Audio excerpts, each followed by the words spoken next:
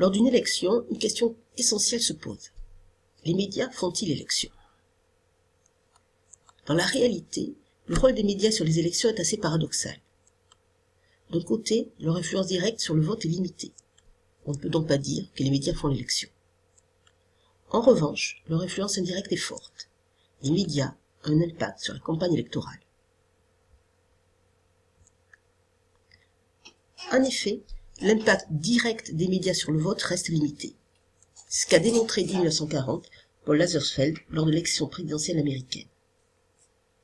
Il cherchait à étudier l'effet de la campagne sur les choix électoraux. Or, il démontre que la campagne a eu un effet limité sur les choix politiques. En effet, il existe deux types d'électeurs. Les premiers sont politisés et intéressés. Ils suivent donc la campagne. Mais la campagne ne va pas modifier leurs opinions politiques, puisqu'ils se sont en majorité décidés bien avant et restent fidèles à leur choix initial. Les seconds n'ont pas d'opinion politique forte. Ils pourraient donc changer d'avis politique en suivant la campagne. Le problème, c'est qu'ils ne la suivent pas. Ensuite, les individus ne sont pas passifs face au message des médias. Les futurs électeurs filtrent le message des médias, et ce filtre va intervenir à 3 niveaux. D'abord, les individus choisissent les émissions où ils retrouvent le candidat de leur choix. C'est l'exposition sélective au message.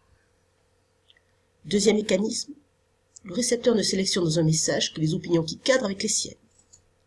C'est la réception sélective. Enfin, seules les idées qui confortent leurs opinions sont retenues. C'est la perception sélective. Ainsi, les médias rendent manifestes les tendances politiques latentes chez les indifférents et les indécis. Elles donnent aussi des arguments aux décidés. Les médias renforcent donc les opinions politiques. Les effets directs des médias semblent limités. Cependant, il existe des effets indirects. Les médias vont influencer la campagne électorale par le biais de 3 mécanismes. Le premier est le choix des sujets traités. Ce sont les théories de l'agenda.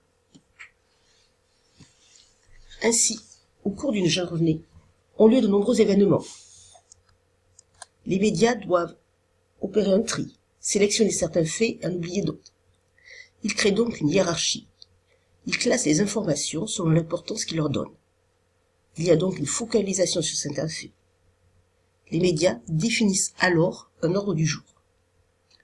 Ils sélectionnent les thèmes qui seront érigés en enjeux politiques.